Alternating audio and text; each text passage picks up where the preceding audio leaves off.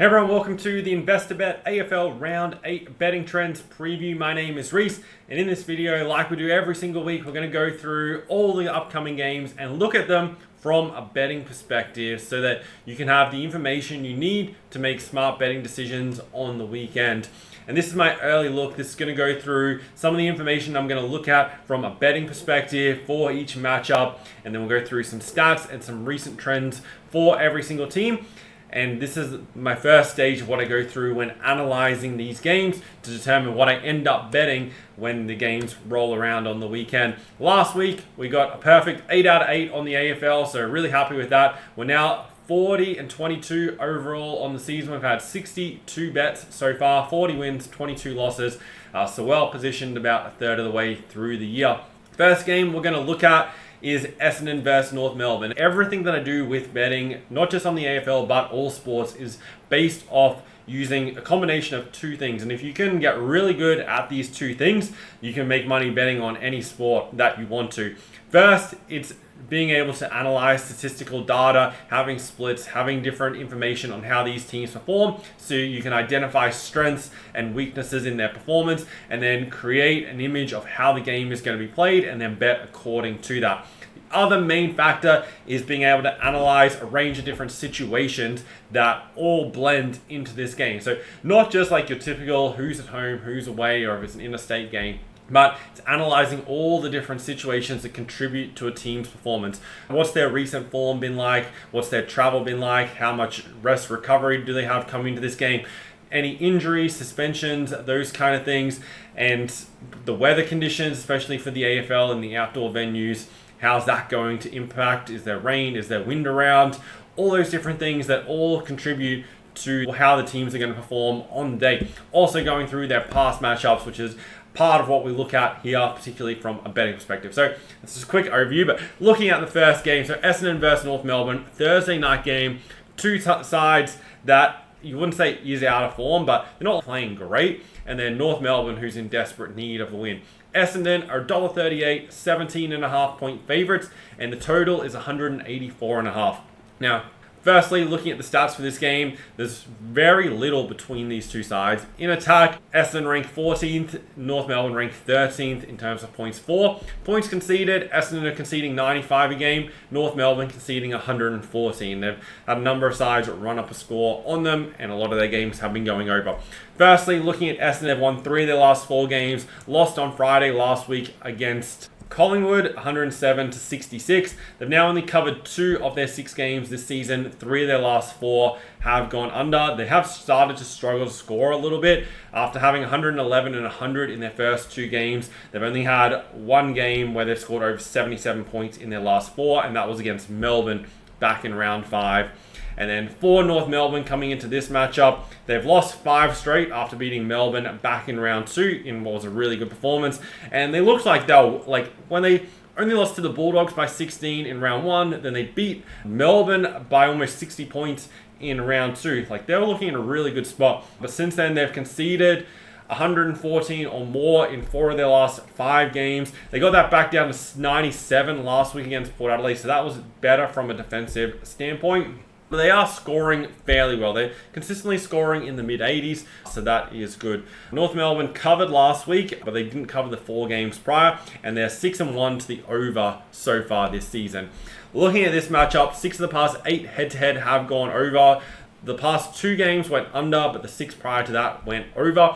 Essendon have won the past 11 versus North Melbourne. Extremely good record against them, but North Melbourne have covered the past 3 versus the Bombers. For this game, I definitely give North Melbourne a chance. This game is so important for North Melbourne. They showed glimpses of fight last week in the game against Port Adelaide. That game was one that really could have gone either way, but Port, just the better side at home at the end of the day, it was enough to get them over the line. But North Melbourne played like they did last week. They're a really good shot at beating Essendon here, so I give them a good chance as the underdog here. At the plus 17.5, I don't think that's a bad bet at all.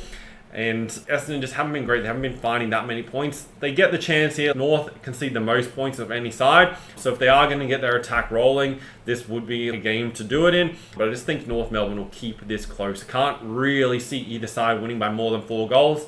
North Melbourne have covered the past 3 versus Essendon, so they have been hanging around in these matches. Last year, though, they were 48.5 point underdogs, so lost by 40 points. This time around, it's all the way back down to 17.5. But like North Melbourne here, with the total, like, at 184.5, for me, like, that is still a little bit high, especially that I'm leaning slightly more so towards North Melbourne, as North Melbourne's games have been going over due to the fact teams are putting up 115 on them each week. And I don't think Essendon is going to do that. So I'd slightly be leaning more so to the under, but I do think it'll go very close to that 180 number. Then we have St Kilda versus Fremantle. Fremantle, $1.72, 5.5 point favourites. And the total is 174.5 is the opener for this game. St Kilda have lost their last 3 games, failed to cover the spread in each of them, and they're 6-1 to the over so far this season. Last week, they lost to the Brisbane Lions 73 to 118. They've now conceded 110 or more points in each of their last 3 games. Fremantle rank 8th in terms of points for 89.6 a game, which is slightly more than St Kilda. And defensively, Fremantle are once again the better side, ranked 9th at 83.6, where St Kilda are conceding over 100 points a game. Fremantle coming into this matchup for themselves. They're on the road, obviously, again this week, but have won 4 of their past 5 games, covered the spread as favourite in 4 of those 5, and they are 4-3 to the over so far this season.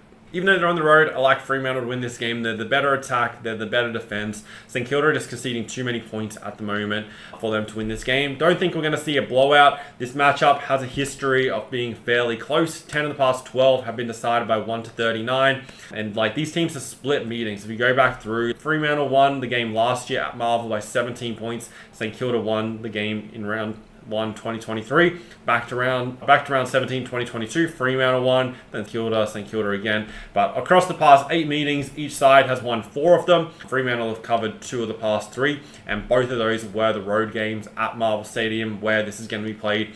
So I like Fremantle to win this game. They're the informed side. They'll find enough points against the St Kilda defense, which has been very poor this season. They're just not winning the ball in the middle. They're ranking low in clearances. Fremantle should get their hands on the ball first, and from there, they should be able to convert their opportunities into points. St Kilda ranks 2nd last in the competition in terms of opponent scoring shots per inside 50. So when teams go into their defensive 50, they at least score, whether it's a goal or a behind. And if Fremantle are accurate, which is a 50-50 whether they are or not week to week, they'll find enough points to win this game. So I like them to get over the line there. With the total, 174.5. I do think that's a couple of points low than it should be, so I'd lean towards the over, but there is 8 of the past 12 head-to-head going under trend for these sides. It refrains me a little bit from doing that, including 3 of the past 4 going under. Western Bulldogs versus Port Adelaide. This is a really good game. Both sides playing well at the moment. Bulldogs, $1.36 favourites, minus 18.5.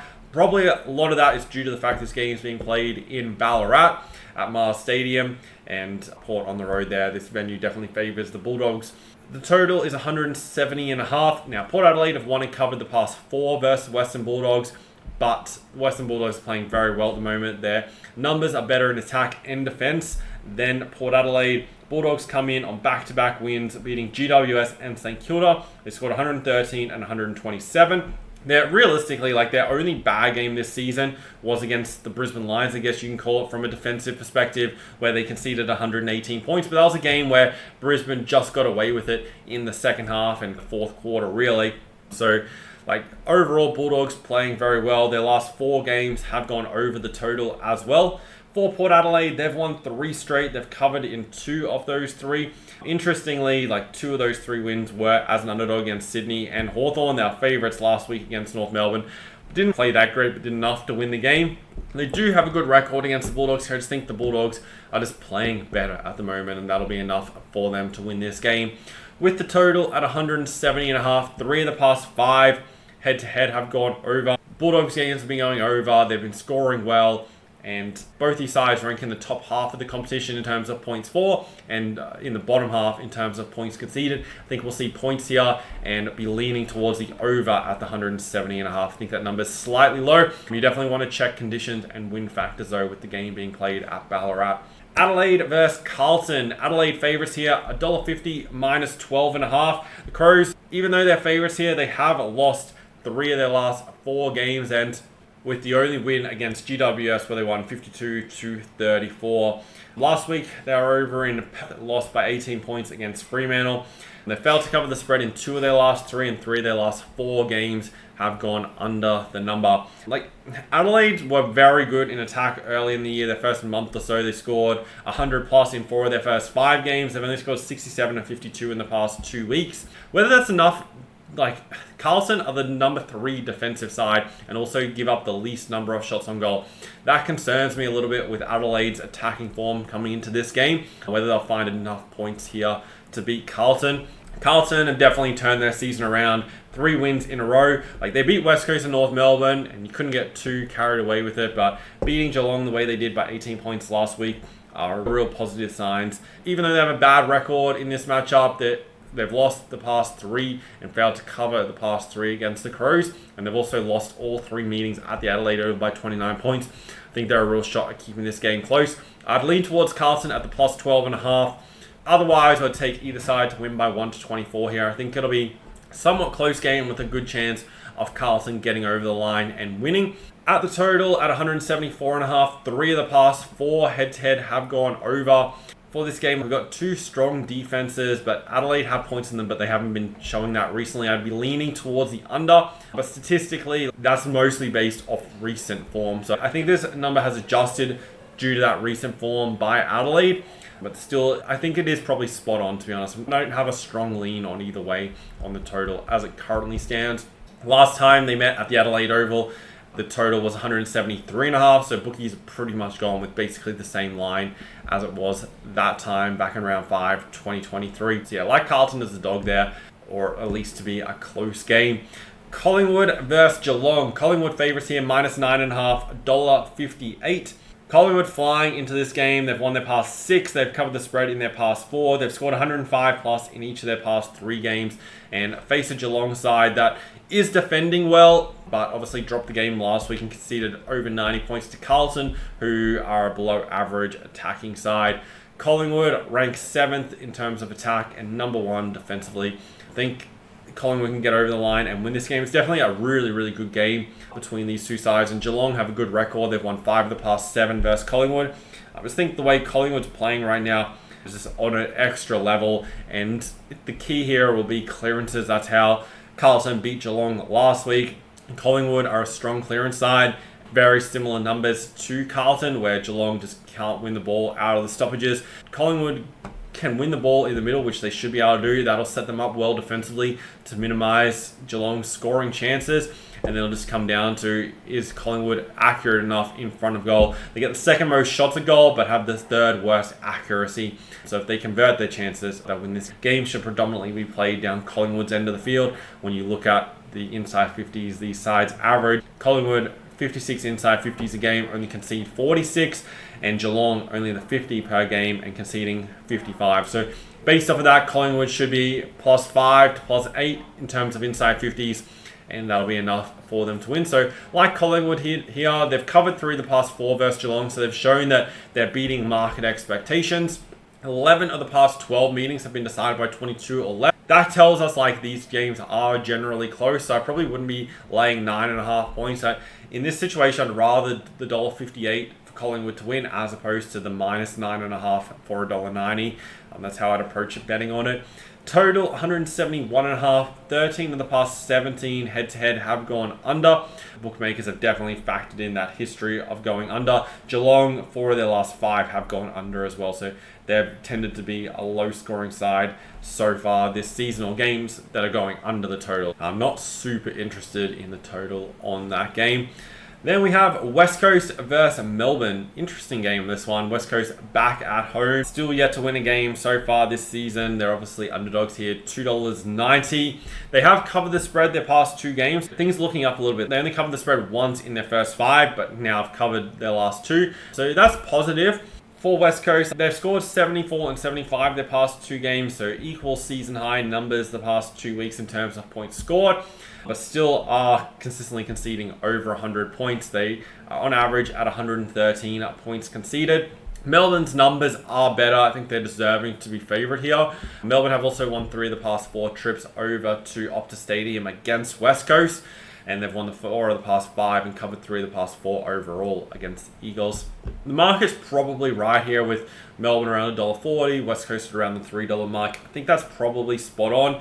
In terms of who's going to win this game, I feel like both sides are hard to trust. Like Melbourne have been better the past couple of weeks, but still did lose their first 5 games and only beat Richmond last week by 20 points. And the win against Fremantle by 10 was their best game of the season, but that was in Melbourne. They now need to go over to Perth. They have Hawthorn, Brisbane, Sydney, their 3 games following this. Obviously, the Hawthorn-Brisbane games probably just about pencil them in as losses, most likely, especially with the Brisbane game being at the Gabba, and that'll be an important game for Hawthorn. So this is a must-win for Melbourne. They should be fired up, but I just couldn't back them with confidence, to be honest. I'm unsure how I'll play this game as it currently stands. I probably will be looking at disposal markets. Melbourne give up the 3rd most opposition disposals and the 3rd most opposition uncontested possessions, and West Coast give up the 2nd most disposals and 2nd most uncontested possessions to the opposition. That means both sides should rack up high disposal counts, so we can look at some disposal markets in this game. 161.5 is the total, so that's 4 points lower than it was last time they played at Optus Stadium, where West Coast won that meeting 105-70. It did go over, so it was 175 points scored. This number feels a little bit low, especially considering when we have a matchup of sides where you don't associate either of these teams with points generally, but 8 of the past 11 head-to-head have gone over the number. Statistically, the number I have is lower than the total that is currently available, but I would lean slightly more towards the over with such a low number, as these teams can find points, and Melbourne's attack has been a lot better the past couple of weeks. First game on Sunday, we have the Sydney rivalry game between the Swans and Giants. This looks to be a pretty good game, the way these sides are coming into it. Swans not playing their best this season. GWS hit a little bit of a flat spot with back-to-back losses. So firstly, looking at the Swans for this game, Sydney have lost their last 3. They've failed to score over 80 points in 4 of their last 5 games. It was only against North Melbourne that they scored over 80 points. That's a concern against GWS, who are the number 2 defensive side. And Swans haven't covered the spread in any of their last 3 games leading into this. For GWS, they've lost their past 2 and didn't cover the spread in either against the Bulldogs and Adelaide. Last week, they conceded their most points, though I think they'll tighten up this week against Swans. Sydney have a good record. They've won 6 of the past 7 and covered 5 of the past 7 versus GWS. Giants average, so $1.60 minus 8.5, total 169.5. Even though Sydney have the good record against GWS, I think GWS will win this game and get back into form. Swans just not playing good enough in attack to beat GWS. Only averaging 82 points puts them the 4th last in the competition. And against this Giants defense, which is number 2, they'll struggle to score. GWS haven't been the best attacking side, but Swans are below average defense. And in terms of efficiency, Swans' efficiency going forward is terrible, and GWS are the number 1 side in terms of defensive efficiency. So that's concerning for Sydney. They'll likely get up for this game, but I think it's just more important for GWS to win here, and they're just overall they've been the better side this year. Last time they met, it was only a 6-point margin. That was in week 1 of the finals last season. And 9 of the past 10 have been decided by 1 to 39 points. So you will definitely be looking at Giants 1 to 39, or just taking them to win this game. But like the 1 to 39 is probably the better option in terms of if you're looking for bigger odds. But you definitely don't just want to make bets purely based off of like, well, I want to take a bigger price. You want to make the best possible bet that is going to win. Sometimes you'll take a bet that is lower odds. Like for me personally, pretty much all my bets are around between the $1.80 to $2.20 mark.